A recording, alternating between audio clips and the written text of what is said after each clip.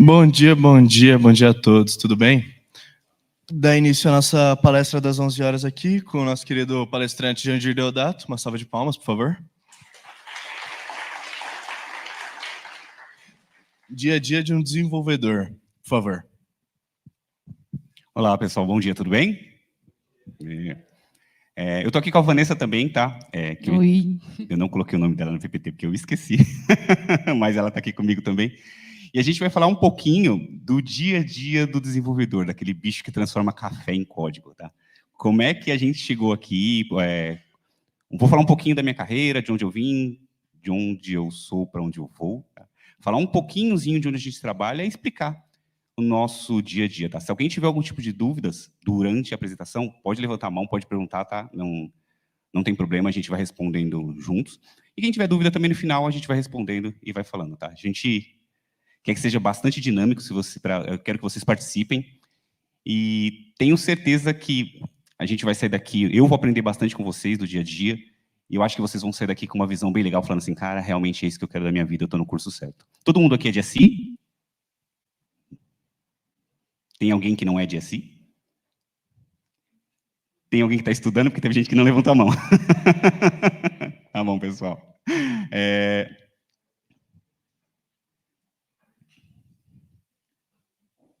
Tecnologia.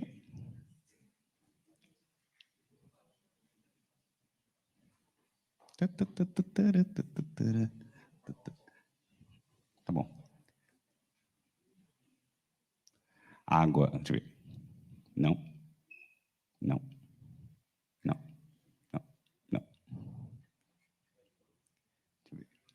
Agora foi.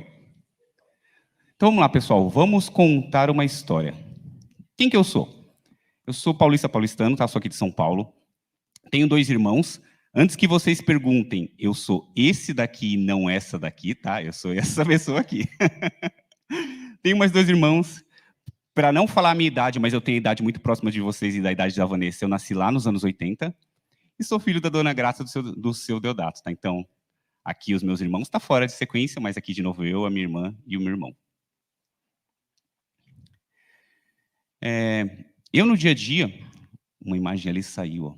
No dia a dia, eu gosto de praticar bastante atividade física, tá? Então, eu treino, eu jogo vôlei. E depois eu explico até um pouquinho por que eu comecei a jogar vôlei.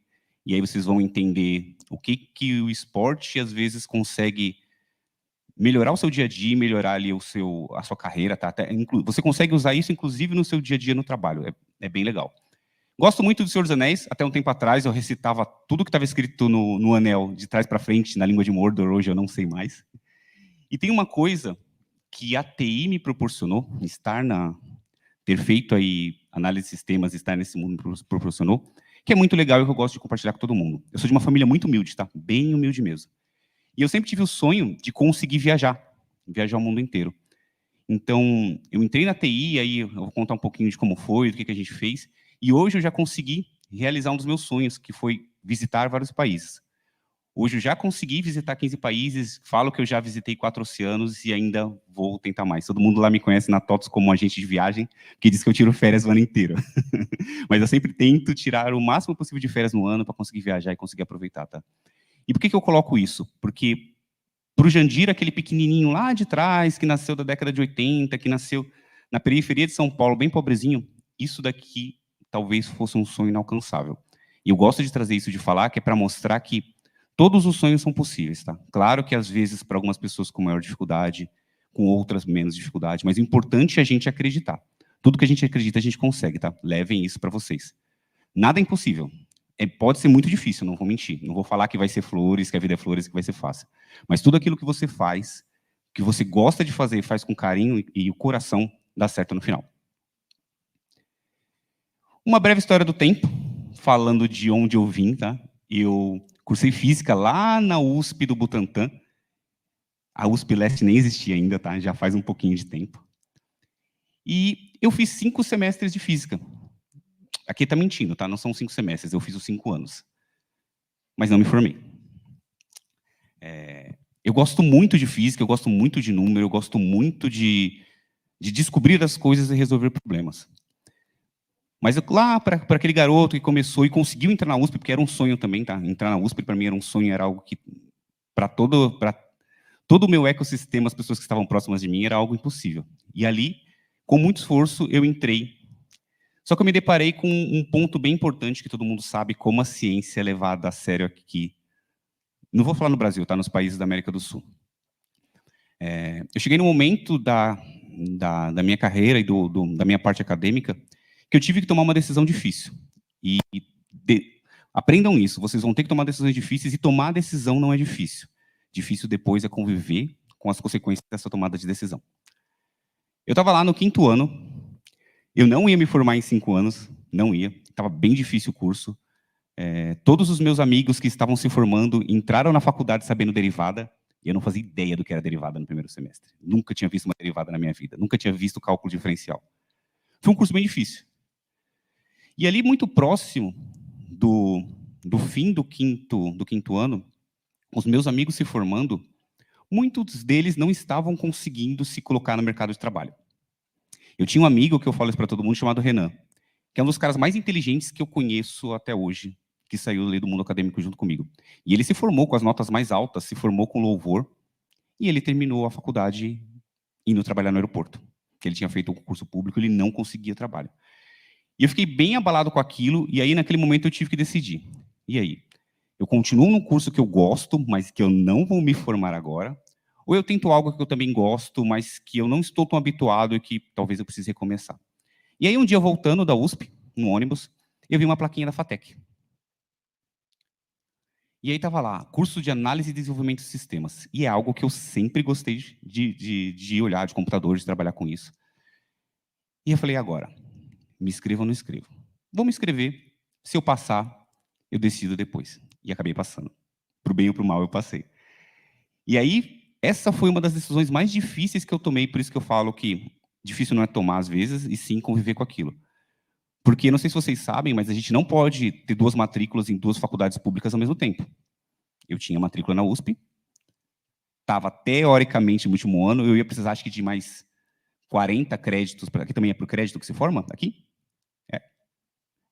Eu tinha mais ou menos, acho que uns 40 créditos para me formar, só que eu tinha passado na FATEC, e eu estava muito contente com aquilo, e eu estava visualizando um futuro para mim naquele momento. E aí eu cancelei a minha matrícula na USP. Eu lembro até hoje da moça da secretaria me trazendo o papel e falando assim, pelo amor de Deus, você já está para terminar o curso, você vai sair? E aí eu falei para ela assim, olha, se eu não sair, eu não vou terminar esse curso. Se eu não sair, eu vou sair daqui em algum momento e eu não vou terminar. Eu não estou feliz. Naquele momento, eu gostava muito da física, mas eu queria fazer outra coisa e queria trocar uma mudança. E foi difícil, e aí eu fui para a FATEC fazer o curso de análise e desenvolvimento de sistemas. Consegui entregar o TCC no prazo, que para mim já é quando a gente fala em TCC, é algo que a gente tem que ficar muito feliz. Entreguei e me formei. Me formei lá na FATEC de São Paulo em análise e desenvolvimento de sistemas. Depois de um tempo, eu fiz uma pós na Federal de São Paulo também. Eu sempre gostei muito de universidade pública, tá? Eu acredito muito no ensino público no Brasil e acredito muito nas pessoas que estão lá fazendo isso acontecer, tá? Eu sei de todas as dificuldades que os institutos e as faculdades passam, mas eu acredito muito nos professores, acredito muito nas pessoas que estão ali movimentando isso. E aí eu tentei fazer a minha pós lá no Instituto Federal, do lado do Shopping D, ali no Canindé, e fiz uma pós em gestão de tecnologia da informação, tá? Eu entreguei meu TCC também dentro do prazo, tinha um orientador bem duro, mas a gente conseguiu. Mas isso foi o que eu fiz de faculdade, foi ali um pequeno pedacinho da minha história. Só que antes de eu me formar, houve um evento na minha vida, que foi esse daqui. Quando aquele rapaz ali, bonitão dentro da Kombi, é o Edu. Toda vez que ele vê essa imagem que eu fiz no PowerPoint, ele me critica e briga comigo e fala que ele vai me mandar embora por causa daquilo ali. Mas aquele hoje é o diretor de tecnologia da TOTOS. Tá? E por que eu gosto de colocar essa imagem descontraída dele? Porque eu digo que o Edu chegou na FATEC com uma Kombi. É uma brincadeira, tá, pessoal? Não levem isso para um lado negativo, mas a gente brinca que ele chegou com a Kombi e falou assim, pessoal, tem um monte de cana para a gente cortar, vamos embora. E todo mundo entrou na Kombi do Edu e a gente foi para a TOTOS. Tá? Mas como é que foi isso? A TOTOS fez um programa lá atrás, com algumas universidades, e a FATEC era o polo disso, para trazer pessoas que ainda estavam estudando para o mercado de tecnologia. E esse também é um projeto que eu acredito muito, é um projeto de integração entre o mercado de trabalho e os alunos, tá? Que eu acho que os alunos têm muito a oferecer para as empresas e a gente consegue se ajudar, consegue ser ali um ganha-ganha muito bom. E ele fez um projeto lá com a gente. Chegou lá na FATEC e falou, olha, pessoal, a gente vai abrir algumas vagas, não é estágio, é técnico de sistemas. A gente nem começou com estagiário, a gente já começou com o cargo CLT. Para técnico de sistemas, vocês vão ficar 1 ano com a gente. Aquelas pessoas que se destacarem nesse ano virarão analistas júniores dentro de 1 ano. E aí a gente segmenta vocês dentro da TOTUS para aqueles que quiserem continuar. Nós fomos em 37 pessoas mais ou menos, 37, 40. Mas aqui, desculpa, aqui também houve um desafio, porque eu fui para a TOTUS para ganhar menos do que eu ganhava na época. Eu trabalhava numa ótica e eu basicamente comandava todo o laboratório óptico. E eu fui para ganhar menos. Só que aí é outro momento que eu digo que tem um cofundador da TOTUS que ele tem uma frase muito legal que ele diz assim: às vezes é preciso dividir para multiplicar. E nesse momento que eu pensei, bem, é uma empresa gigantesca, é uma empresa muito boa, eu tenho grandes chances de conseguir seguir carreira lá. Então eu posso continuar aqui, onde eu estou meio estagnado, e não é a área que eu estou estudando, ganhando mais, ou eu posso ir para lá para ganhar menos, e de repente no futuro ganhar mais. E aí essa foi a outra decisão que eu tive que tomar. Fomos lá as 37 pessoas trabalhar na TOTUS, eu consegui, o prazo era de mais ou menos 1 ano para todo mundo virar analista 1. Com 7 meses eu já consegui virar analista júnior, porque eu corri bastante, que eu queria me destacar para conseguir uma vaga num time que eu acreditava que era um time bacana, que era o time do financeiro da TOTUS na época, não é o time que eu trabalho hoje. Larguei eles e fui para outro time. Mas, enfim. E o que é legal disso daqui? O que é legal de acreditar na base, tá? Eu falo, e por isso que eu também faço paralelo de esporte. A gente tem que investir na base. A gente tem que investir nas pessoas que estão chegando para que essas pessoas lá no futuro sejam os novos alicerces daquilo que a gente está fazendo. Sem base, nada funciona. E esse projeto foi muito legal, porque ele trouxe essas pessoas da FATEC, e nem todas essas pessoas estão lá, claro. Tem gente nas mais diversas empresas no Brasil, e tem gente, inclusive, fora do Brasil também. Mas o que é bacana dessas pessoas que ficaram? Todas. Ou hoje tem um cargo de especialista, ou tem um cargo gerencial, ou são pessoas que se destacaram, ganharam prêmios, enfim. São pessoas muito reconhecidas na empresa inteira, como ou disseminadores de conhecimento, ou especialistas naquilo que fazem. Tá? Então, isso foi legal. Esse investimento e esse acreditar da empresa na gente para conseguir fazer a gente crescer na carreira. Eu comecei lá na TOTUS, então, como técnico de sistemas, no time do financeiro. Tá? Como eu digo financeiro, não é o time que emite nota. Tá? Não sei se vocês sabem, a TOTUS tem um produto gigantesco, um RP, e cada RP é modularizado. Então, eu programava as rotinas do RP do financeiro. Fiquei lá durante mais ou menos 1 ano e meio, 2 anos, eu virei analista júnior e continuei lá. E aí, na época, o gerente de engenharia da TOTUS, que era o coordenador do time de framework, que depois eu explico mais ou menos o que o framework da TOTUS faz, viu algum código meu. Graças a Deus viu o código certo e não o código errado. E me convidou para trabalhar no time dele. Falou assim, cara, eu tenho uma vaga aqui de júnior, não consigo te dar aumento, porque naquela época também nem podia, não consigo, mas você quer vir trabalhar comigo? E, basicamente, o sonho de todo mundo naquela época era trabalhar no framework. Até hoje um pouquinho. Depois que eu entrei, eu acho que eu atrapalhei. As pessoas não querem vir trabalhar comigo. Mas era o sonho de todo mundo naquela época. E eu fui. Ainda querem. Ainda querem? Que bom. E aí eu fui para a equipe do Ivan, na época. Continuei ensinando analista júnior. E aí tem um salto ali que muita gente fala, o Jandir errou no PPT, igual ele errou o nome da Vanessa. Não, dessa vez eu não errei, não. Tá? Eu passei de júnior para sênior. Eu não virei pleno. Eu passei muito tempo sendo analista júnior e a gente teve alguns problemas para que eu conseguisse pular para a vaga de pleno. Sejam problemas financeiros, problemas estruturais da empresa, porque às vezes a vaga existe e você não está pronto, e às vezes você está pronto e a vaga não existe. Tá? Tem isso também. Então, toda vez que vocês estiverem no processo seletivo, estiverem no mercado do trabalho, lembre-se disso. Às vezes você está pronto e não tem a vaga, às vezes tem a vaga e você não está pronto. Quando tem os dois, dá match e você vai. Por isso que é importante que você sempre esteja pronto. Porque se a vaga aparecer e você não estiver, pode ser que outra pessoa esteja. Se você estiver pronto, quando ela aparecer, a oportunidade é sua. E aí eu consegui, depois de um tempo, não foi muito rápido não, tá? Depois de uns 3, 4 anos, eu consegui virar sênior. E logo em seguida, surgiu a oportunidade de eu liderar outro time de frame. Então, na época, acho que eram 4 analistas, a gente tinha líder e coordenador, então eram 4 analistas, e me fizeram essa proposta, olha, você quer cuidar de pessoas também? E era um desafio muito grande, porque todo mundo que veio do meu time, tá aqui a Van, para não me deixar mentir, a gente é muito técnico. Então, quando eu explicar mais ou menos o que o Frame faz, vocês vão entender. A gente mexe no core da linguagem, a gente constrói a linguagem, a gente constrói compilador, a gente constrói as ferramentas que as outras pessoas vão usar para construir o RP. A gente constrói as ferramentas que o cliente externo da TOTVS vai usar também. Então, a gente é muito técnico. A gente fala que para trabalhar no nosso time você tem que ser meio mal criado, porque a gente não se dá muito bem com pessoas. Não se dava, né? Hoje acho que a gente melhorou um pouquinho, né? A gente dá mais risada. Mas a gente era técnico demais. E era um desafio muito grande liderar outras pessoas quando você é extremamente técnico, quando você não teve aquela bagagem de liderança. Mas aceitei o desafio. Não foi muito simples e muito fácil no começo, mas aí virei o líder de desenvolvimento. Depois de uns 2 ou 3 anos também, surgiu a oportunidade de eu coordenar um time de framework. Então, o nosso time era segmentado em vários coordenadores embaixo do meu gerente. E surgiu essa oportunidade. Tem a vaga, você vai ter um time maior, você aceita o desafio? E aí eu passei, acho que de liderar 5 pessoas para 12 pessoas, eu não lembro quantas pessoas na época, e mais um desafio.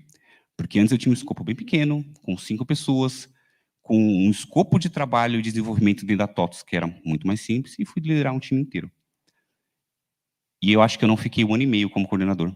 E aí a gente teve uma movimentação interna gigantesca. Por isso que eu falo de, às vezes você tem, se prepara com essa oportunidade de chegar, você tem. Acho que com 1 ano e meio surgiu a oportunidade de eu virar gerente.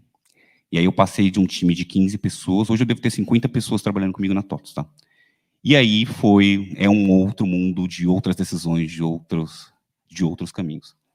Eu ainda sou bastante técnico, então meu time ainda briga comigo muito, porque eu ponho a mão em código, eu olho o código e ajudo. Às vezes eu atrapalho mais do que eu ajudo, eu subo pro request lá, totalmente errado, ainda quero que aprove, mas faz parte, tá? Acho que a gente nunca perde essa veia de dev. Durante esse meio tempo também lá na TOTVS, e aí existem uma série de iniciativas que tem lá dentro. Eu fui, em 2007, eu ganhei um prêmio chamado Desafio da Capacitação. Tá? Eu era muito nerd, eu sempre fui muito competitivo em algumas coisas. E aí, quando apareceu isso, que ia ser um prêmio, que ia dar uma viagem para a pessoa que mais se destacasse em código, eu lembro até hoje que uma soberba muito grande, virei para o meu gerente e falei assim, eu vou ganhar esse prêmio. E aí foi aquela tiração de sarro, tá bom, você vai ganhar, você vai ganhar. Mas eu lembro que eu estudei tanto, eu me dediquei tanto, que quando eu ganhei o prêmio, eu virei para todo mundo e falei assim, ó, eu te disse que eu ia ganhar, eu te disse que eu ia ganhar. E aí até hoje as pessoas dizem que eu sou competitivo, enfim, eu diminuí. Mas eu ganhei esse prêmio, eu fui para Maceió, fiquei uma semana lá com tudo pago. E eu ganhei também um prêmio chamado Super Dev, que eu ganhei o Jandirzinho aqui. E o Jandirzinho até tem uma história engraçada. Vou contar. Ó. Tem uma história engraçada com o Jandirzinho, porque não sei se vocês perceberam, eu sou negro. Eu me identifico como negro. E esse bonequinho chegou branco. Mas eu não me liguei, porque, gente, é um bonequinho. Você estava no time nessa época, do Funko? E esse bonequinho, ele veio meio branco. E meu time ficou horrorizado com aquilo. Horrorizado. Ai, meu Deus do céu. Só faltaram pôr fogo na empresa, porque o meu boneco era branco. E o pessoal do RH veio conversar comigo. Meu Deus, mas você tá chateado? Eu falei, não, é um boneco, nem parece comigo. Porque eu acho que eu tenho boca, esse boneco não tem boca. Se fosse para ficar chateado, eu teria chateado que ele tem boca, mas enfim. E com esses bracinhos finos ainda, meu Deus do céu, tô treinando tanto para ficar com o bracinho fino. Não, mas enfim, e depois o bonequinho, essa é a foto do bonequinho branco, mas hoje eu tenho um bonequinho mais moreninho, tá? Mas é só para trazer um pouco de descontração e falar que o dia a dia do dev é terrível. Terrível. Se vocês acham que a gente passa o dia se divertindo, também, tá? Também passa, mas é um dia a dia que exige bastante dedicação de todo mundo. Mas, Jandir, você faria outra coisa? Não, jamais. Isso daqui era o time do Frame, lá em 2011, eu tô aqui. E nós éramos mais ou menos 20 pessoas, tá?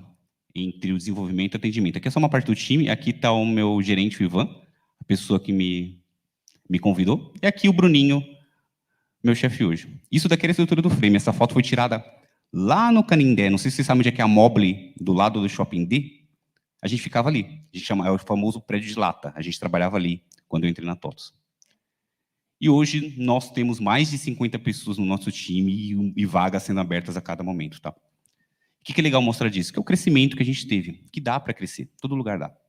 Como eu disse, pode ser mais difícil ou mais fácil, mas depende de cada um. E aí, para explicar um pouquinho, falando mais do dia a dia do que a gente faz da TOTUS, quem somos lá na TOTUS? Quem que é o time? O que eu faço e o que a Van faz no dia a dia?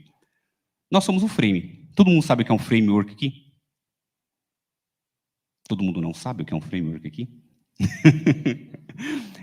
Todo mundo já viu Angular. Sabe o que é Angular, por exemplo? Tá, eu não mexo com Angular, tá? Ela até mexe, mas eu não mexo, não. Angular é um framework, é um conjunto de componentes, um conjunto de bibliotecas, de aceleradores do JavaScript para você trabalhar e conseguir fazer as coisas muito mais simples. Basicamente é isso. Então, ao invés de você ter que construir todo aquele CRUD gigantesco na unha no JavaScript, você pega o Angular lá, ele tem bibliotecas prontas, coisas prontas e você usa. É exatamente o que a gente faz. A gente na TOTUS tem uma linguagem própria, tá? O nosso time aqui em São Paulo trabalha com ela, chamada DVPL, que a gente constrói os aceleradores. Então, o dev do dia a dia da TOTUS, ele não vai lá, calcula a posição do get, a posição do label, onde põe tela, onde põe isso, onde põe aquilo. Não. Nós fazemos isso. Então, às vezes a pessoa que vai construir uma tela monstruosa executa ali 100 linhas de código e a gente faz toda a mágica por trás. É basicamente isso que a gente constrói. A gente é responsável pela lib, que é a nossa biblioteca de funções e componentes em ADVPL e TLPP. TLPP é uma extensão da nossa linguagem, tá? Com algumas características mais poderosas. Para construir todo o RP da TOTUS, que é o RP Proteus, tá? Só que a gente também, enquanto camada de aceleração, a gente também é responsável por tudo que é autenticação e segurança do RP. O RP tem que ser seguro. Só quem tem acesso deve ter acesso. E prover todo tipo de arquitetura e serviço básico. Então, protocolo HTTP, enfim, tudo isso é a gente que provê também. E, além disso, o software é pago. A gente também é responsável pela ferramenta de licenciamento, tá? Então, é a gente que faz coleta de licenciamento, distribuição de licenciamento, coleta de telemetria de todos os produtos da TOTUS. Eu gosto muito de frisar sobre esse time aqui também, porque o trabalho dele, às vezes, não é tão percebido pelo cliente final, mas tem muito valor para a gente. Eu não sei se vocês sabem, a gente coleta dados de todos os nossos produtos diariamente, porque a gente quer saber o que o cara mais usa, o que o cara menos usa, quais são as características de máquina. Porque toda vez que eu vou fazer uma evolução tecnológica, e aí isso é uma coisa bem legal para vocês lembrarem sempre, tudo que você vai evoluir, sempre tem uma margem de adoção pelos seus clientes, que é a margem de adoção de tecnologia. Então, às vezes, você lança um produto hoje e o cara vai usar isso daqui a 2 anos. Diferente do iPhone, que você lança na semana e está todo mundo comprando e acaba, muitos produtos de tecnologia têm uma curva de adoção maior. Então, a curva do iPhone é grande e a curva de outros produtos é um pouquinho mais alongada. E a gente entende isso pela telemetria. Eu quero saber quando eu lancei uma feature, quando o cara usou, quando o cara não usou, se ele está usando, se vale a pena eu investir naquilo. Às vezes eu lanço um produto para o cliente, ou no nosso caso de framework, com uma API, um acelerador, que ninguém usa. Não faz sentido eu ficar evoluindo aquilo, faz sentido eu investir a nossa força tecnológica em algo que faça mais sentido para o cliente final. Afinal de contas, todos vocês, quando estiverem na área de tecnologia, vocês não vão fazer as coisas que para vocês usarem, vocês vão fazer algo para alguém usar no final. E mesmo que seja para vocês, é o seu próprio cliente. Então, você está atendendo alguém. Se não faz sentido para a ponta final, que é a pessoa mais importante, não faz sentido ter aquilo. E tem um número muito bacana. Vocês fazem ideia de quantos dados eu recebo diariamente pela plataforma lá, de cliente? Alguém chuta um número? A Vanessa vai pagar uma esfirra para quem acertar. Pago, hein? Chutem alto. 10 mil? 10 mil o quê? 10 mil. Eu tinha um professor na faculdade que ele falava assim, você está dividindo banana por maçã. É 10 mil dados. Vamos falar em megas e gigas, né? Vamos ser computeiro. 20 gigas. Nossa. Não, moça, não faz isso não. Eu não tenho dinheiro para pagar esse fluxo de dados. Não, brincadeira. São 4 teras por dia de dados, tá? E a gente coleta isso, já deve ter uns 15 anos, então vocês imaginam o tamanho dessa base. Isso é o volume só de telemetria que a gente recebe, tá? É um volume gigantesco. E eu brinco que a gente tem um Netflix lá, tá? Porque é muito dado, é muita coisa. E aí, falando um pouquinho do que é esse negócio, a DVPL. Muita gente tem um pouquinho de preconceito, tá? Não acho essa palavra tão feita. Preconceito é você achar algo, ter um preconceito de algo, sem antes entender. De uma linguagem proprietária. Porque fala assim, nossa, mas eu vou aprender uma linguagem proprietária, eu vou ficar fadado a fazer aquilo a vida inteira, porque a linguagem... Gente, falo do coração. Depois que você aprende a programar, toda linguagem é igual. Elas mudam um pouquinho de característica, então uma faz uma coisa, outra faz outra é melhor para isso, outra é melhor para aquilo, enfim. Mas quando você aprende a lógica, quando você aprende a programar, você se portar de uma linguagem para outra, às vezes é questão de meses, se você se dedicar, é claro. Tá? Então, aprender a programar, aprender lógica, eu acho que é o fundamental. Eu falei isso uma outra vez, deixa eu ver, tem algum professor aqui? Não deixa ele escutar, não. Mas vocês não vão aprender a programar na faculdade, tá? Não vão. Se vocês acham que vocês vão aprender, chegar aqui, vou sair daqui javeiro, vou sair daqui sabendo... Não. A faculdade, ela não vai te ensinar a programar. Ela vai te fornecer o que, para mim, é o mais importante. É a capacidade de pensar e a capacidade de saber onde buscar as respostas. Tá? Você vai aprender todo o arcabouço, toda a estrutura para conseguir fazer as coisas, mas o resto vai depender de vocês. Se vocês não se dedicarem, pode ficar aqui, chegar aqui na USP de manhã e sair de noite, que não adianta. Você aprende realmente a fazer as coisas mexendo no mercado de trabalho, enfim, pegando as linguagens, tá? E quando você aprende umas, outras, basicamente, é reaprender estrutura, reaprender. Você nunca vai saber, com poucos meses de uso de uma linguagem, o que é mais performático, o que consome mais memória, o que arrebenta a CPU da máquina. Isso é uma preocupação que, de repente, hoje vocês ainda não têm. Mas no futuro, quando vocês estiverem programando, quando vocês estiverem no mercado de trabalho, enfim, com linguagens, é algo que a gente se preocupa muito. A gente tem uma preocupação lá muito grande em performance, em consumo de memória. Mas memória é barato. Memória é barato quando você tem um usuário conectado e você aumentou em 100 megas a memória. Mas quando você tem 10 mil usuários conectados, aqueles 100 megas viraram já um número gigantesco. E aí você tem isso num cloud de algum lugar que cobra por memória, que cobra por CPU, e isso vira um enrosco para o cliente. Então, performance é muito importante, velocidade de aplicação. Uso de memória também é muito importante. E eu estou falando isso muito para quem mexe com frameworks, tá? Que é o nosso caso. Às vezes, quem utiliza uma biblioteca de terceiros se preocupa menos com isso, porque, afinal de contas, o framework tem que se preocupar. E a gente trabalha com a DVPL, que é uma linguagem baseada no Clipper. Tá? Quando a gente começou lá a escrever o RP da TOTOS, a gente escreveu em Clipper, usando o Clipper, e chegou um momento que a gente falou assim, olha, a gente precisa evoluir. A gente precisa portar as coisas para o Windows e precisa acelerar algumas coisas. E algumas pessoas da TOTOS criaram uma VM em C++. Basicamente, a gente tem uma VM em C++, que tem todas as bibliotecas do Clipper, e tem todas as bibliotecas adicionais que a gente criou, e as coisas da linguagem. Tá? Então, é baseado no Clipper, com um compilador lá, com uma VM em C++, que a gente consegue fazer uma série de coisas. E uma característica muito legal da nossa linguagem proprietária, enfim, de algumas. Ninguém rouba meu código. É uma máquina virtual, basicamente para você conseguir rodar algo lá dentro. Tá? Então, a gente tem um app server lá dentro, escrito em C++.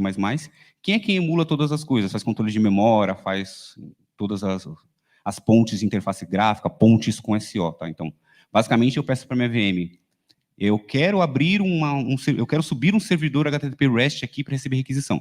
Ele vai lá e fala assim, ô sistema operacional, abre um socket aí, eu vou escutar esse socket e olha o protocolo para você. Basicamente, isso que ele está fazendo. Ninguém consegue roubar o meu código. Isso é algo muito legal da nossa arquitetura e da nossa linguagem, porque isso possibilita, por exemplo, que eu tenha um servidor de licenças, que é o que controla as licenças do cliente, lá na máquina do cliente final, e ele não consiga reverter o código e burlar isso. Então, eu tenho, na nossa arquitetura, a gente tem ali todo o conjunto de funções e tudo fica dentro do arquivinho que você não consegue reverter, não consegue voltar. Tá? Então, existem uma série de vantagens em ter linguagem proprietária, existe uma série de desvantagens. Quando eu, por exemplo, abro vaga, é um pouco mais difícil de eu contratar, porque eu preciso de uma pessoa que saiba DVPL, eu preciso treinar alguém a DVPL. Então, o meu mercado ali de busca é um pouco mais reduzido de quando eu abro uma vaga em .NET, por exemplo, para o meu time de license, que eu abro, chove pessoas lá para fazer. Mas o chove é relativo, tá? Não sei se todo mundo sabe, mas hoje a gente ainda tem mais vaga do que gente para contratar. Então, o mercado de TI é um mercado... A pandemia aqueceu isso demais, mas ainda é um mercado muito aquecido e um mercado muito promissor. Tá? Só um pouquinho do RP, então. É um RP aí, eu acho que a gente está com 60% do market share de RP no Brasil. Ali tem mais de 10 mil clientes, mas eu tenho mais de 40 por causa do license server. São 200 milhões de acessos por ano de usuários e alguns módulos, tá? Eu gosto de trazer esse slide só para mostrar a dimensão do trabalho que a gente faz. Então, pensa que essa tela aqui, basicamente foi construída com, se não poucas, uma quantidade reduzida de linhas de código, porque a Vanessa ficou trabalhando ali para que ele ficar bonitinho, e o cliente abriu um chamado dizendo que isso aqui estava torto, e a Vanessa teve que arrumar. Basicamente isso, tá? A gente trabalha bastante com isso lá na TOTS. E aí, falar um pouquinho, eu gosto desse desenho, porque eu gosto de falar como é que é o dia a dia do que a gente faz. E, basicamente, o programador transforma café em código. Então, a gente só entende café, pizza, cerveja para algumas pessoas, e toda a parte de resolução de bugs. No nosso dia a dia, como eu disse, não é fácil. A Vanessa sabe, às vezes a gente começa o dia resolvendo bug, vai para o almoço resolvendo bug, volta à noite resolvendo bug, e quando vai dormir o bug volta, porque o bug não Às vezes sonha com a solução também, que é rara. Exatamente. Mas olha, é muito engraçado que parece que a solução só vem quando você não está 100% preocupado ou focado. Quantas vezes a gente não teve solução almoçando, solução tomando café? Lá a gente toma muito café. Agora que a gente trabalha predominantemente remoto. Então, a gente fica em casa e algumas vezes, quando eu estou de mau humor, eu peço para o time ir para a TOTS, a gente vai todo mundo lá para se encontrar. Mais ou menos assim. Brincadeira. Mas eu brinco que quando a gente está na TOTS, a gente trabalha menos. Quando a gente está no escritório. Mas não é que a gente trabalha menos. A gente interage mais e tem mais tempo de ter boas ideias. Lembre-se disso. O desenvolvimento não é um trabalho de fábrica, não é um trabalho de construção. E, gente, por favor, eu não estou depreciando nenhum tipo de profissão nem nada disso, eu estou querendo só dividir, tá? Porque você não coloca... A gente brinca, você não põe 9 mulheres grávidas para fazer um bebê em 1 ano. Então, é um trabalho muito não de fábrica, mas de ideação, de construção de ideias. Então, eu brinco quando a gente está na TOTS, a gente trabalha menos, mas a gente desenvolve coisas melhores. Porque a gente sai em casa, a gente fica o dia inteiro basicamente bitolado, trabalhando, fazendo, escrevendo, trabalhando, resolvendo problema. Quando a gente está na TOTS, a gente consegue ali uns 20, 30 minutos sentado no café. Tá? TOTS dá café de graça, isso é muito bom. E chocolate quente também. E chá. E chá. Mas eu não gosto muito daquele chá, não. Gosto mais do café. A gente senta no café e aqueles 15, 20 minutos de interação, às vezes, geram ideias fabulosas e resolvem muitos problemas, porque a gente está com a mente mais descansada. Tá? No nosso dia a dia, eu sou um pouquinho diferente hoje do que a Vanessa e todo o time faz, porque às vezes eu tenho que me preocupar com algumas outras coisas bem menos legais. Eu tenho que me preocupar com orçamento, eu tenho que me preocupar com roadmap futuro, tenho que ficar resolvendo conflito. Eles fazem a parte mais legal, que é a parte de mexer no código, que eu acho que vai ser o dia a dia inicial de muitos aqui, e depois, com a carreira de vocês, o que vocês decidirem, vai ser o que for melhor para cada um. Lá na TOTS a gente tem a carreira em Y, então vocês viram que eu comecei como técnico e virei gerente. A Vanessa está ainda na parte de código, então ela está na parte técnica, e aí vai chegar um momento que ela vai escolher se ela quer continuar como técnica ou se quer seguir a carreira gerencial também. Tá? E lá você tem os mesmos níveis de técnico e de gerencial. Então, eu sou gerente, eu tenho dentro do meu time uma pessoa que é um especialista expert, que é o correspondente do meu cargo na parte técnica. E aí a gente tem uma outra pessoa na TOTS que tem o mesmo nível técnico do meu gerente executivo, que é um especialista master. E a gente tem também, para quem é diretor, o correspondente técnico também. Isso que é bem legal, tá? Porque a gente consegue, inclusive, se portar de uma carreira técnica para a carreira gerencial. Se um dia eu cansar de ficar fazendo orçamento, pode ser que eu possa voltar a escrever código também. Então, nosso dia a dia, a gente trabalha com metodologia ágil, e aí outra coisa importante, todo mundo conhece ágil aqui? A gente trabalha com metodologia ágil, e como todo framework, a gente não pode pegar aquilo as is, como está escrito no by the book, e trazer e tentar aplicar no que a gente faz, tá? Porque não dá certo. Cada time, cada conjunto de pessoas é um conjunto único e singular, e você precisa respeitar isso. Então, lá como é que a gente faz? A gente segue o ágil, basicamente. Cada squad, a gente se divide em algumas squads, a gente tem 4 squads na nossa estrutura hoje. Elas trabalham com o que elas acham que faz mais sentido do ágil, tá? Mas, no fim, a gente faz algo que a gente chama de Scrum-Ban. Então, a gente mistura elementos do Scrum, mistura elementos do Kanban e coloca as coisas que a gente tem da nossa cabeça que a gente acha que faz sentido também, tá? Então, nosso dia a dia é receber o requisito de alguém, seja um cliente externo, e é isso que é legal dos times que trabalham com o core da tecnologia. Porque eu tenho um cliente dentro da TOTOS, então todo desenvolvedor, todo product owner, todo coordenador, enfim, toda a estrutura da TOTOS é um cliente meu. Porque às vezes o cara do financeiro precisa daquela tela, que aquele indicador seja um gráfico com... E às vezes não existe, mas ele precisa. Então é a gente que vai construir para ele e para toda a TOTOS. Então nossos clientes são os clientes internos e são também os clientes externos, porque o cliente também pode customizar ou pode querer utilizar as nossas bibliotecas para fazer isso, ou o cliente pode requerer um tipo de autenticação diferente. Ah, hoje vocês só fazem uma autenticação com protocolo SAML, mas por causa de uma cláusula que eu tenho com a minha filial lá nos Estados Unidos, eu preciso que seja via OIDC. É a gente que vai estudar, a gente vai construir. Então, a gente recebe os requisitos, avalia se faz sentido ou não, orça e começa a fazer a produção daquilo no dia a dia. Tá? Esse tem um lado bom de você estar no core da tecnologia, porque, afinal de contas, você tem vários clientes, e aí você sempre consegue fazer coisas muito legais, e é muito legal você olhar uma tela dessa e falar assim, nossa, nem que seja aquele pontinho ali, tem um pouquinho do Jandir. Nem que seja aquele 3 que está aqui, tem um pouquinho da Vanessa. É muito legal você ver o seu produto, ver tudo aquilo que você fez construído depois. Só que tem a parte ruim. Quando você está no core da tecnologia, e aí a Vanessa sabe muito bem disso, tudo que é problema cai com você. Tudo, tudo. Às vezes a máquina de café para de funcionar, é capaz de alguém perguntar para a gente por que a máquina parou de funcionar. É incrível. A gente tem um gerente de engenharia lá dentro, bem antigo, tá? É uma das pessoas que me treinou dentro da TOTOS. E ele realmente conhece muito de tudo, de tudo. E uma vez deixaram ele muito bravo, porque passaram na mesa dele e falaram assim, Hernani, a impressora parou de funcionar, você consegue me ajudar? Ele ficou muito bravo, isso é uma história real, a gente brinca com ele até hoje, fala assim, cara, a máquina de lavar lá da minha casa tá parada, você consegue ir lá? Ele fala uns 3, 4 palavrões pra gente e fica assim. Mas quando você é do core, muita demanda estranha cai com você. Muita demanda mesmo. Sabe? Desde coisas que fazem realmente sentido.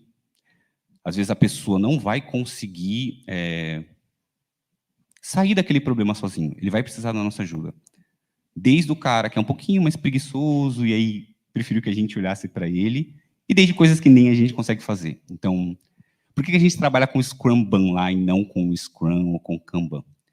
Porque o nosso... Não vou falar nível de atrapalhamento, que é uma palavra feia, mas o nosso nível de gordurinha de coisas que a gente tem que deixar fora do nosso escopo inicial é muito grande. Muito grande. Quando a gente faz as nossas medições, a gente mede isso mensalmente para saber o quanto de interrupção a gente teve. Às vezes a gente tem 3 ou 4 TOTORs no mês que só participaram de interrupção e não produziram dentro do requisito. Então é algo para vocês também entenderem, verem como é que é o dia a dia de quem está na programação e os diferentes escopos de cada um. O time de negócio, que é o que programa, por exemplo, financeiro, que era o meu caso, se preocupa muito mais em regra de negócio em si, e não em tecnologia. E muitas vezes as pessoas que fazem isso não conhecem o core, não precisam conhecer o core também na linguagem que a gente está lá. Mas isso às vezes causa sobrecarga nos times. Então, às vezes, o nosso dia a dia é bem caótico.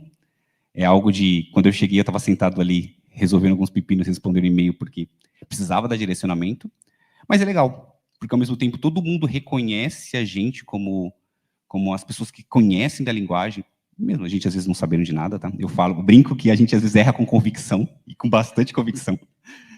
Mas é legal você ter esse reconhecimento e ter esse trabalho. E é um trabalho bem gostoso, tá? Eu gosto muito do que eu faço. É cansativo às vezes, como eu disse. Não vim aqui para enganar vocês, falar assim, vocês vão chegar, vai estar tudo maravilhoso, toda API que vocês vão construir vai funcionar 100%, teste de cobertura garante tudo no mundo, tudo vai rodar... Não, não vai. Não vai.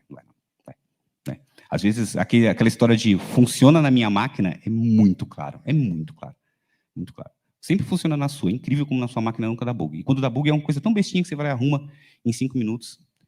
E quando você sobe em produção, para todo mundo, né? Aí o Jandir vira para todo mundo e fala assim, gente, tem um negócio que vocês vão conhecer, tá? Que se chama teste da vergonha. O teste da vergonha é pelo menos executar e fazer funcionar. Quantas vezes eu não virei pro time e falei assim, gente, a gente não fez nenhum teste da vergonha. Não, mas eu testei na minha máquina. Quando eu escuto na minha máquina, já até me tremo. Falo assim, meu Deus do céu, testou só na máquina e não funcionou. Mas acontece bastante, tá? A gente testa e tenta fazer funcionar. E uma coisa importante também que eu gosto de falar do dia a dia, lá a gente está revitalizando nossa esteira de testes. Então, eu gosto muito dessa abordagem, e aí isso vai de cada um, mas é da minha experiência. Os testes têm que vir sempre primeiro. Se não está testado, não está entregue. Se não tem teste automatizado, não está entregue. Ah, Jandir, porque a gente não confia mais nos QAs, por isso que a gente faz teste automatizado. Não, gente. É para otimizar tempo, otimizar recursos, ganhar velocidade e melhorar o processo. Os nossos QAs, eles são super importantes, eles ainda testam uma série de coisas dentro do sistema. Mas o teste automatizado, e aí lembre-se disso, teste automatizado não é para dar 100%, 0% de bug. Teste automatizado não é para você não ter nenhum erro. O teste automatizado ele é importante para duas coisas. Primeiro, definir comportamento. Quem nunca pegou uma função que ninguém sabe porque a função da Gabriela, né? Eu nasci assim, eu vivi assim, vou morrer assim. Tem coisa lá na TOTOS que está escrito assim, ó, no código, um comentário. Não mexer daqui para baixo, Wilson. Tem muito. Tem? Não tem? Tem. Alguém mexe? Não. Não mexe. E ninguém sabe por que não pode mexer, porque o Wilson nem está mais aqui, ele está em outro lugar agora. Ninguém sabe por que tem que mexer. Ninguém sabe por que aquele comportamento está daquele jeito. E às vezes a gente recebe uma demanda de alguém que aquilo meu Deus, o que é isso? Quando as pessoas perguntam. Mas, Jandir, por que essa função faz isso? Não sei. Mas não é o seu código? É. Não sei. Eu sei que ela faz. Então, mas eu acho que está errado. Então, eu também acho, mas eu não vou mexer. Porque, às vezes, uma mexida em um código legado, e aí isso também é uma coisa que a gente tem que se preocupar muito, porque o RP tem mais de 20 anos, a linguagem está aí há muito tempo, e tem uma série de comportamentos que, às vezes, não estão tão corretos, mas já são adotados por muitos como comportamentos corretos. E quando você mexe num produto legado, a chance de eu desestabilizar mais de 11 mil clientes é gigantesca. Então, às vezes a gente não sabe o que aquela função faz, não sabe por que ela faz. Tem função lá, né, que tem cálculo de interface. Eu não sei como uma pessoa que fez aquilo no DVPL descobriu aquilo, mas às vezes está lá. Pega o tamanho da tela, faz vezes 0.01. Aí está escrito do lado uma setinha, Magic Number, para dar certo. Não sei, mas está lá, Magic Number para dar certo. E dá certo, porque se você trocar, a tela fica toda errada. E ninguém também mexe. Mas por que está lá, Jandir? Não sei. Então, qual que é a importância do teste também? Porque o teste, ele documenta comportamento. Quando você faz um teste dizendo que a função soma 1, a gente tem uma função lá chamada soma 1, e uma vez perguntaram... O que o soma 1 numa rodada, faz? O que o soma 1 faz? Aí a gente tinha um analista que era meio bravo, ele falou um palavrão, divide por 20. Mas não, soma 1, soma 1. Então, quando você pega o soma 1 e faz o teste para o soma 1, dizendo que ela soma 1 no teste, e o que é esperado? Que entre mais 1 e vire 2, você tem o comportamento documentado. Porque às vezes a gente olha o negócio no fonte e não sabe se é comportamento, se foi acaso, ou se foi erro. Às vezes deu certo porque... O JSON. A gente tem um caso, o JSON do Smart View.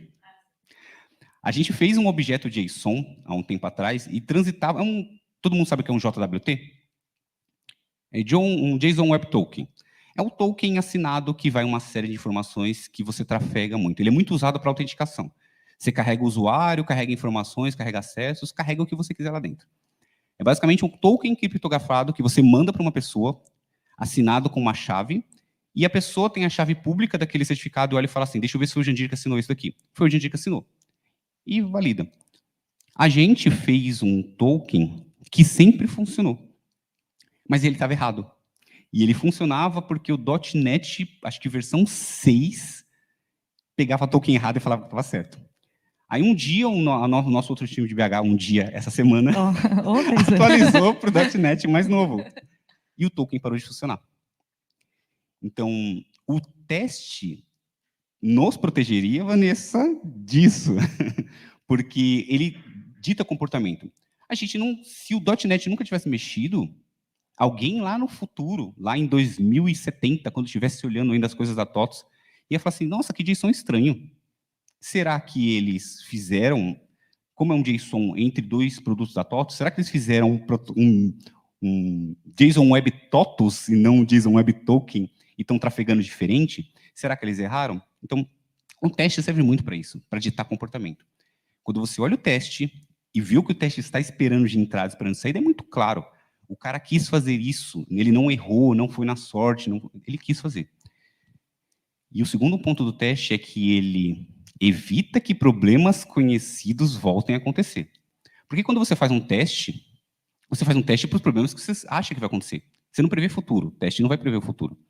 Então, teve um problema novo que você encontrou, cria um teste para aquilo. Porque aí você garante, um teste automatizado, você garante que nada que você mexa vai fazer aquele problema voltar. Porque isso é muito recorrente em todo mundo que constrói software. E isso em qualquer tipo de software. Eu atualizei meu celular esses dias, o meu WhatsApp só voltava pro teclado em inglês. Ele não ficava em português de jeito nenhum. Eu saía do WhatsApp, voltava, saía do WhatsApp, voltava.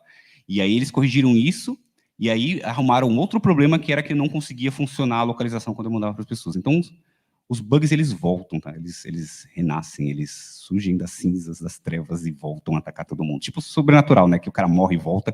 Bug é assim. E aí um teste bem feito evita que o bug acorde novamente. Então, as duas coisas importantes do teste: ditar comportamento, documentar comportamento e garantir que coisas que já aconteceram não aconteçam mais, tá?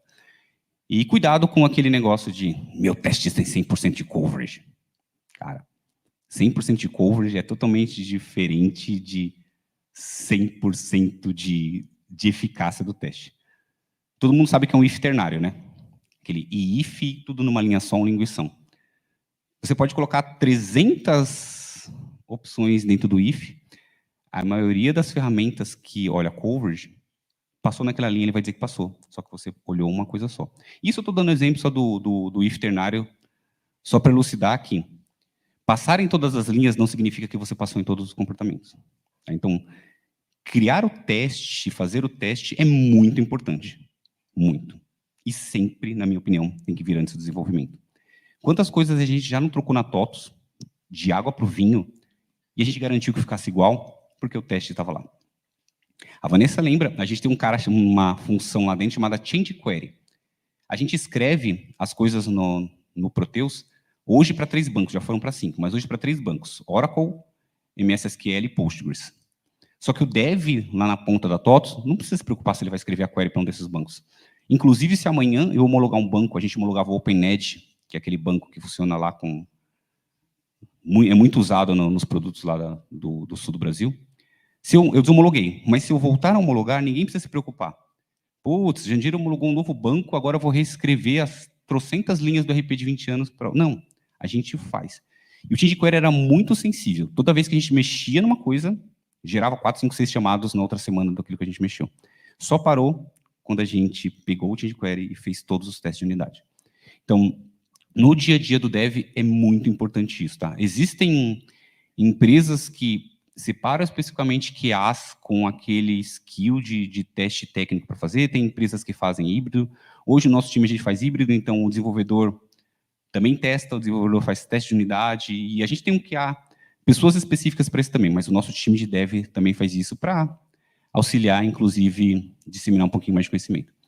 Então, fazendo o teste, primeiro fazemos os testes, fazemos todos os desenvolvimentos, temos todas as nossas cerimônias ágeis que a gente acha que faz sentido, então a gente faz refinamento, a gente faz depois review,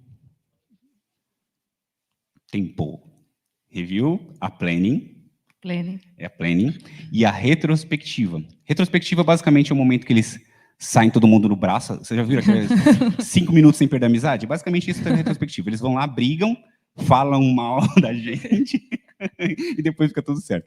Mas a gente divide assim. Então, a cada 15 dias o time se reúne. A gente tenta fazer presencialmente. Eu acredito muito no trabalho remoto, tá? Mas eu acredito muito que o ser humano é um bicho bem social, que a gente precisa encontrar as pessoas. Eu acredito muito na troca de ideias e na conversa, enfim, no contato social. Então, a cada 15 dias a gente vai lá, eles fazem a review, eles apresentam tudo o que eles fizeram durante aqueles 15 dias, todas as squads. Quando eu estou lá, eu tumultuo um pouco, a review vai até meio-dia, quando eu apareço, deu meio-dia, não terminaram o primeiro tópico, porque eu faço tumulto. Acabou a review. De 10 issues. Exatamente, eu faço tumulto. Quando acaba a review, eles fazem a planning, que é basicamente pegar tudo aquilo que a gente ainda tem para fazer e discutir o que faz sentido. Muito importante, tá? Há muito tempo atrás, era o gerente, era o coordenador, era a pessoa que estava ali na cadeira de liderança que decidia os tempos de entrega e, basicamente, era assim, né? Porque você tem um time, falam para você que você precisa construir um iPhone. Você, que não está mais mexendo no código, que não está mais no dia a dia, vai falar que você entrega em 100 horas ou 30 dias, ou seja, você tem condições de fazer isso. Era muito no chute. Por isso que dava muito errado. Tá? Todo mundo sabe que quase todo projeto de software atrasa. Atrasar já, o D mais 30 de um projeto de software é sempre o default. E quando você envolve o time para fazer esse tipo de discussão, não é que você vai acertar também. Acertar, mas você quer acertar, acerta a loteria. Isso você nunca vai acertar. Mas você tem uma acurácia ali, uma chance de erro menor. Porque você tem as pessoas envolvidas no processo que vão te dizer quanto tempo demora, vão te dizer como fazer, inclusive gerar discussão. Porque eu vou pedir, e pode ser a coisa mais inviável do mundo. Vou pedir e tiro da minha cabeça. É o time que vai dizer para mim, falar assim, você falou besteira. Isso não dá para fazer. Isso não existe. A gente precisa ir por outro caminho. Tá? É o time técnico, é a pessoa que está ali, é a pessoa que conhece do produto que vai ter essa finesse, esse poder de dizer o que faz e o que não faz. Então, a planning é muito importante. Eles se reúnem, veem tudo o que tem para fazer, estimam se aquilo vai conseguir ser entregue em 15 dias ou não, definem junto com o PO quais são os entregáveis. Então, gente, para eu considerar que isso aqui foi entregue, o que eu preciso fazer? Eu preciso ter o teste, eu preciso ter a documentação, eu preciso que o soma 1 entre 1 saia 2, sabe? É tudo especificado, tudo direitinho. E aí, eles colocam aquilo na próxima sprint que vai rodar ali durante 10 dias úteis. Eu digo de 15 porque são 10 dias úteis. E aí eles vão para a retrospectiva, que é um momento que para mim é extremamente importante. Que é o momento que eles vão se juntar e falar assim, gente, passados 10 dias, os 15 dias, fizemos tudo o que fizemos da melhor maneira que podíamos com todos os recursos necessários. Mas será que não tem algo que a gente possa ajustar? Algo que a gente possa fazer de melhor? E às vezes não é nem ajustar a nível de código, a nível de tecnologia. Às vezes ajustar a nível de processo, a nível de pessoas, a nível de comportamento, enfim. Eles se juntam e uma coisa que eu gosto de falar é que eles não são autogerenciáveis. Essa palavra eu acho meio estranha. Tem muita gente que gosta de falar do ágil, as pessoas são autogerenciáveis. Eu acho que elas são auto-organizadas. Elas se organizam em prol de um objetivo. Então, eles se juntam, discutem o que é melhor para o dia a dia deles, e às vezes o que eles discutem, os impactos, podem, por exemplo, surtir alguma demanda, algum efeito em mim. Entendemos que o Jandir atrapalha demais a nossa planning quando ele aparece, ou a nossa review quando ele aparece, porque ele atrapalha. Que o momento do Jandir deveria ser outro. Eles levantam esse tipo de questão sem nenhum problema, passa, a gente discute, vê se faz sentido ou não e executa. A gente acredita que a gente tem que reduzir a quantidade de reuniões durante a semana. Ótimo. Vai ser melhor para vocês? Vai. Vamos dizer. Não, a gente acredita que é melhor a gente ter mais reunião. Fazem. Então, um momento muito importante, que é o momento do time com o time. Normalmente, as pessoas que estão na cadeira de liderança elas não participam, porque também é um momento, às vezes, do time ter liberdade para falar aquilo que eles acham que está acontecendo. Pode parecer que não, e aí, para quem for seguir essa carreira no futuro, vai entender isso lá na frente. Hoje, fala assim, nossa, o Gigi falou a maior besteira do mundo. Mas quando vocês estiverem no meu lugar, vocês vão ver que faz sentido. Que às vezes trilhar o caminho gerencial, ou o caminho de coordenação de pessoas, é um caminho, às vezes, que vai se tornando solitário. Porque, por mais que eu tenha crescido junto com eles, e tem gente que está lá no time junto comigo desde que eu entrei, e a gente é amigo de brincar, de mandar besteira no WhatsApp, enfim, de me mandarem coisa no Instagram 1h da manhã, achando que eu estou acordado. O Newton manda. Quando você está lá dentro, existe aquele sentimento estranho de empresa, que não é tão estranho assim, mas de empresa e liderança. Então, às vezes, você acaba fazendo com que as pessoas não sejam 100% fiéis naquilo que acreditam, enfim. As pessoas podem falar mal de você, e elas devem falar mal de você, isso faz muito parte. Desde que seja com respeito e com coerência, as pessoas têm que falar assim, cara, o Jandir está atrapalhando. Cara, se o Jandir não parar de ficar atropelando o roadmap toda hora, atropelando a sprint, vai dar ruim. E às vezes as pessoas não têm essa liberdade ou não se sentem à vontade de falar isso quando você está lá. Então, isso também é muito importante, tá? Tem um coordenador nosso que esse dia ficou triste comigo e falou assim, cara, eu tenho um time do WhatsApp com um time, e eu acabei de descobrir que o time tem um grupo no WhatsApp sem mim, sem eu. Eu falei assim, cara, do mesmo jeito que vocês têm um sem eu. E você sabe o que eles falam de você? Eles ficam lá te cutucando e falando que você está fazendo coisa errada. Aí ele ficou meio triste e falou assim, cara, isso faz parte. E isso faz parte do mundo do dev, e isso faz parte do mundo da programação. Pessoal, era isso. Eu queria falar um pouquinho só do que a gente faz, de como foi a nossa trajetória, do que a gente faz na TOTOS. Tá aqui os nossos contatos, eu sou o Jandir, ela é a Vanessa. Ali estão os nossos QR Codes do LinkedIn para quem quiser seguir a gente. A gente fala um pouquinho... A Vanessa fala muito mais do que eu, tá? Mentira, não falo não. A Vanessa está sempre postando sobre tecnologia, fazendo artigos no Medium, escrevendo e compartilhando com todo mundo. Ali a gente posta bastante coisa sobre vagas, bastante coisa sobre o nosso dia a dia. Então, quem quiser seguir, segue lá a gente lá. Quem quiser conhecer a TOTOS também, está convidado. Quer falar uma coisa, Vanessa? Não. Não?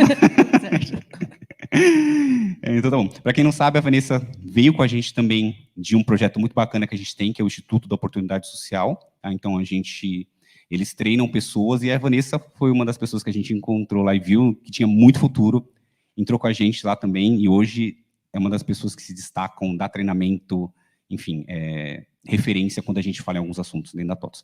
Tá bom, pessoal? Se tiver alguma dúvida, acho que a gente ainda tem alguns minutinhos. Obrigado.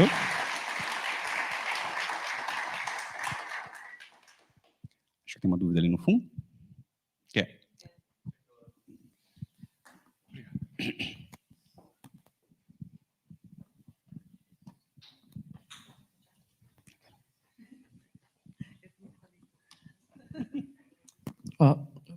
Parabéns pela palestra. E eu queria fazer duas perguntas, uma mais pessoal e outra mais voltada para TOTOS. A primeira, que eu me identifiquei muito com o que você falou, porque eu também era física lá do Butantan e desisti no último ano, porque não dava, e vim para cá, para a SI. E sobre isso, eu queria saber como foi seu processo de sair daquele ideal dos primeiros anos de que você está começando do zero e você fica um pouco desanimado em começar. Eu queria saber como é que você se motivou para sair dessa fase. Você teve essa fase também? Não sei. E segundo, da TOTOS, como que é a transitividade assim, dentro da empresa, porque hoje eu estou muito mais voltado para a área de dados, mas eu gostei muito de conhecer o dia a dia do dev, ou também gosto muito da parte de segurança, então não sei como que, entrando lá, se tem essa possibilidade de transitar entre as áreas. Legal. Ele falou que ia fazer uma pergunta mais pessoal, eu fiquei com medo, porque na última que a gente teve, viraram para mim e perguntaram assim, essas veias aí, se é natural ou você usa alguma coisa? Falei, vai, meu Deus, vou perguntar de novo. Mas é natural, tá, gente? Sim.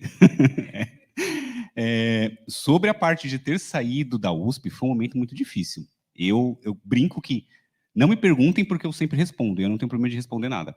E, cara, chorei muito. Tinha noite que eu chorava porque era o meu sonho. Eu tinha um sonho de estar... Porque, cara, vocês estão na maior universidade do país. Tenham isso em mente. Vocês estão.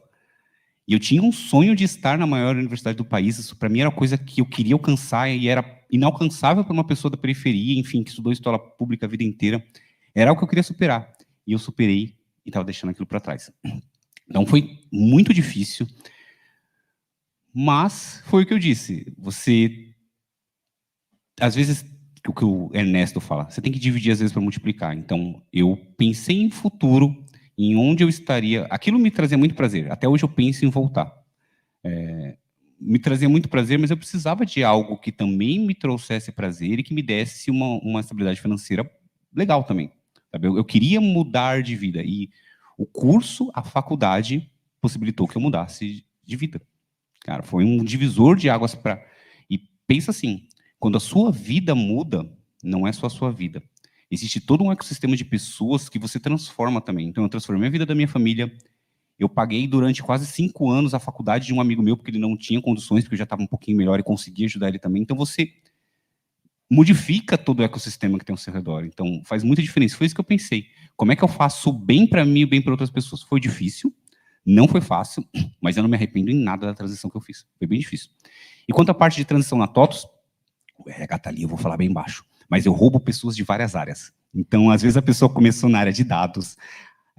O meu coordenador, eu tenho um coordenador que veio da área de atendimento da TOTUS, então a transição é muito tranquila e é super estimulada.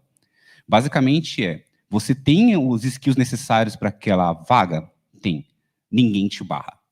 Por exemplo, se a Vanessa cansar de me escutar falando hoje, ela chega lá na TOTUS e vê uma outra oportunidade, e ela se candidatar para a oportunidade, e o gestor da vaga achar que faz sentido a Vanessa ir para lá, eu não tenho como segurar. Eu não seguraria, porque eu acho que isso é totalmente errado, mas por política da empresa você não segura, porque quem decide a carreira da pessoa é a própria pessoa. Então lá isso é muito tranquilo, a transição entre vagas. Inclusive, saí de uma área, voltei, fui para a área técnica, vim para uma área de negócio, voltei para a técnica, estou na gerencial, voltei para a técnica, estou para a técnica. Não tem problema. Se faz sentido para você e existe oportunidade, a gente super estimula lá. Tá bom? Obrigado. Mais alguma pergunta?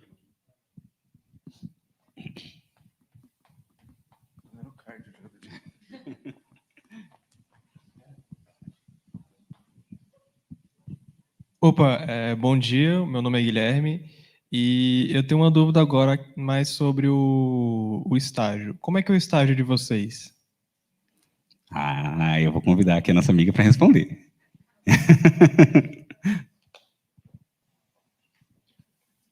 Oi, gente, tudo bem? Meu nome é Carol, eu sou da Marca Empregadora, então qual é a sua pergunta específica?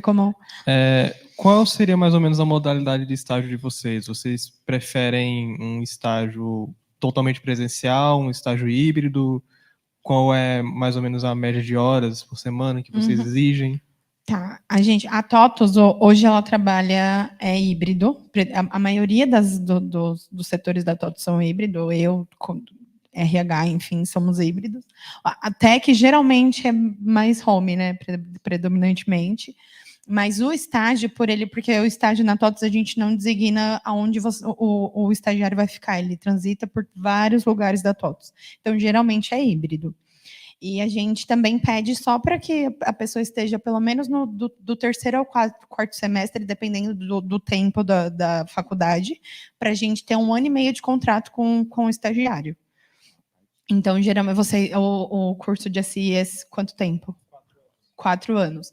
Então, a partir do 2º ano, você já pode estagiar com a gente, que a gente fica com você até 2 anos de estágio. E aí, depois, você pode virar assistente, analista, enfim, tem como ser promovido dentro da empresa também. Obrigado. Tem alguma pergunta de RH? Ou, enfim, alguma coisa assim? Não? Agora Tech? Tá bom. Mas assim, tá? Não se atenham tanto também em toda a parte de estágio. Lembra que eu entrei na TOTUS num programa específico e eu não era formado. Eu devia estar no 3º semestre, tá? Entrei como técnico. Então, sigam a gente lá, porque a gente sempre posta, sempre compartilha. Com certeza vocês estarão lá com a gente um dia, tomando um cafezinho. Um café que eu acho gostoso. Não chá, que a Vanessa acha bom. Opa, bom dia. Na verdade, é uma pergunta mais pessoal. E é referente a, tipo assim, ultimamente, eu tenho visto, pelo menos, muitos escândalos em relação a, tipo, sobrecarga em empresas grandes e big techs. E eu queria perguntar para você, que é um profissional que está há muito tempo na área já, se longe disso, não, acho que não é o que você está procurando no momento, mas digamos que você fosse trocar de empresa, assim, seria uma coisa que você avaliaria antes de ir? E qual a sua perspectiva sobre tudo que está acontecendo? Toda essa parte, quando eu vejo de sobrecarga, vejo de pessoas com problemas de burnout, isso está muito ligado. Lembra que por trás do CNPJ, por exemplo, vou falar da TOTOS, que é onde eu estou. E aí eu não vou falar de outra empresa para não parecer que eu estou falando mal. Sempre por trás do CNPJ, eu falo que existem CPFs, existem corações. Então, muitas vezes, quando a gente vê essas notícias de comportamentos abusivos, de sobrecarga de trabalho, de burnout, isso está muito ligado às lideranças. Ter uma liderança abusiva é a pior coisa que você pode encontrar, não importa a empresa, tá? Lá na TOTOS a gente tem uma cultura muito forte, e isso que é o bacana, que desde o Denis, que é o diretor, aos vice-presidentes, isso é totalmente evitado. A gente tem uma cultura muito forte para evitar esse tipo de coisas, e a gente tem um comitê de ética que atua fortemente nisso. Então, uma denúncia de assédio, de abuso, eu não estou dizendo nem no cunho sexual, para mim isso cara, isso não tem discussão, aconteceu, a pessoa não tem porque estar lá, tá? Mas qualquer denúncia, qualquer mal-estar, isso é muito bem reportado, muito bem tratado. A gente tem várias pesquisas de clima dentro da TOTOS, que as pessoas respondem mesmo, e respondem com o coração, que a gente consegue identificar o que está acontecendo, consegue tratar. Tá? Isso acontece muito no mercado de TI, porque a gente, como eu disse, tem mais... tem muita vaga, tem muito trabalho, a gente não consegue completar todos os postos, isso sobrecarrega muitas pessoas, mas isso é muito culpa das lideranças. E é claro que o nível de estresse, o nível de que você é requisitado, vai variar muito com o seu cargo. Eu brinco lá na TOTOS que a maneira que o Bruno, que é meu chefe, fala comigo é diferente da maneira que eu falo com o Nairan, que é o líder da Vanessa, que é diferente da maneira que o Nairan chega da Vanessa. E é muito diferente da maneira, às vezes, que eu vou tratar com ela. Porque o nível de carreira te dá um pouco mais de maturidade, um pouco mais de segurança para quando você tem uma zona de conflito ou de atrito um pouco maior. Então, a responsabilidade de ter ambientes bons, ambientes saudáveis, é de todo o time, mas tem muito a ver com as lideranças. Tá?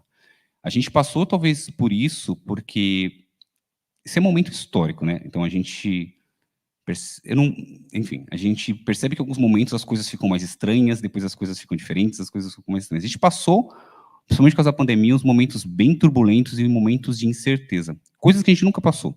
Ninguém nunca ficou preso tanto tempo em casa, a gente teve que se acostumar com o trabalho remoto. A gente ainda está se acostumando com isso, porque a gente precisa falar com as pessoas e a gente está desacostumando. Então, aumentou um pouquinho, tá? E foi um aumento e um abuso, talvez, dos dois lados. Um abuso das partes que são as gerências, os líderes e as empresas, e das pessoas que estavam sendo contratadas. Na pandemia, as pessoas que eram júnior pediam salário de sêniors. E aí, isso ficou muito claro, tá? Para a gente que contrata, para a gente que está no dia a dia, que já tem mais tempo, isso ficou muito claro. A gente até brincava e falava assim, nossa, a gente não precisa nem mais ser bom para ganhar bem. E as empresas precisavam dessa mão de obra, porque a gente precisava, todo mundo precisava acelerar. Quem não viu como os bancos aceleraram durante o processo de pandemia? Cara, tem muita gente que hoje eu não vou mais na agência para nada, porque tudo eu consigo agora resolver no aplicativo, tudo. Até, às vezes, depositar dinheiro, que é o que você faz, paga um boleto, faz uma coisa, você não precisa mais ir no banco, você consegue gerar um boleto e em algum lugar pagar e esse dinheiro entrar para você. Então, isso foi muito acelerado. Então, os dois lados criaram uma zona estranha das pessoas. Não estou pondo a culpa em quem é o trabalhador, tá? Longe disso. Mas é que gerou-se um caminho de estresse, de incerteza, e isso cresceu muito. Grandes empresas, grandes big techs acharam que, isso é opinião pessoal, que estavam um pouco acima do poder e da ética para conseguir ganhar dinheiro. Isso eu acho que está revertendo, tá? A gente já está voltando à normalidade. Mas ambientes tóxicos têm muito a ver com lideranças, na minha opinião. Bom. A pergunta ali do André. Cara, só longe. Você tá mais na frente. Tá maluco. Oi, tudo bem? Boa tarde. Eu sou o André. Eu cheguei mais ou menos aqui presencial no final, então não sei se já foi abordado, mas eu estava vendo os passos que você teve na carreira, né? Analista júnior, depois analista sênior, líder. Quando se trata do dia a dia do dev, uma coisa que me vem muito à cabeça, eu acho que, eu não sei se o pessoal já sentiu aqui, mas eu já senti bastante, é a chamada síndrome do impostor. Eu queria saber se você teve que lidar com ela ao longo da sua carreira, ou como gestor você teve que ajudar as pessoas a lidar com ela, e como foi isso, né, durante a vivência. Ah, legal. Os dois, tá? Eu passei por isso muito, e aí acho que talvez a única coisa que resolveu foi terapia. Gente, façam terapia, é a melhor coisa do mundo, tá? Terapia não é só para louco, não. A gente precisa fazer terapia, é muito importante, façam. Já tive que ajudar muita gente com o síndrome do impostor também. Tá? Já teve momentos em que eu me perguntei se aquilo que eu ganhava, se o cargo que eu tinha, realmente eu merecia aquilo. Durante várias vezes eu já me perguntei isso. Isso eu acho que faz parte do desenvolvimento das pessoas, que é se autoquestionar se aquilo faz sentido para você ou não. Então já tive. Hoje, trabalho isso um pouco melhor, e aí, inclusive, voltando lá àquela parte dos esportes que eu falei no começo, você não estava aqui, eu expliquei um pouquinho que eu também jogo vôlei, mas eu não jogo vôlei porque eu sou bom jogador, não. Eu jogo porque eu gosto e por um motivo muito especial. Porque todos os esportes coletivos te dão uma consciência de coletividade maior.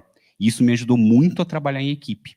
Muito a entender que eu tenho limitações, eu não tenho mais 20 anos, eu jogo com a galera de 20 anos, então eu não tenho a mesma força, não tenho a mesma velocidade, não tenho a mesma agilidade que eles. E eu me coloquei nesse momento de fazer um esporte diferente para, primeiro, aprender a trabalhar melhor na equipe, porque não adianta ter uma pessoa muito boa no time, não adianta eu, se um dia, talvez não aconteça, mas se um dia eu ficar muito bom, cara, eu sozinho não vou resolver nada. Que foi para trazer o mesmo sentimento para o meu time. Não adianta eu ter uma pessoa boa ou duas pessoas boas. Eu preciso de um time bom. Eu preciso de um time que se complete. Tem uma coisa que uma vez eu escutei de pessoas que trabalham com metodologia ágil, que é, todo mundo tem que saber de tudo. Mentira, ninguém vai saber de tudo. O time tem que se autocompletar e saber de tudo. Num esporte coletivo, tem um cara que vai lá e faz o gol, tem um cara que passa, tem um cara que defende. No vôlei é a mesma coisa, tem um cara que é especialista em atacar. Ele não recebe bola para fazer passe, ele não faz nada, ele ataca. Tem um cara que é especialista em levantar, ele não faz passe, ele levanta. Esse cara que levanta, ele não passa bem, ele não ataca bem, mas ele levanta muito bem. Então você precisa que todas as peças se juntem. E aí quando você começa a entender isso, quando você começa a ter essa consciência, você perde um pouco da síndrome de impostor.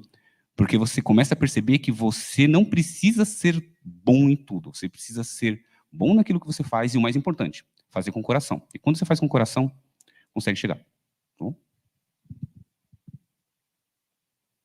Acho que é isso, então. Queria abrir para mais perguntas, mas a gente já até passou do horário, a galera tem que almoçar também. Muito obrigado pela palestra, vocês dois. Muito obrigado por terem vindo. Foi muito boa mesmo. Muito bom ter vocês aqui conosco. Obrigado, pessoal. Obrigado mesmo, viu?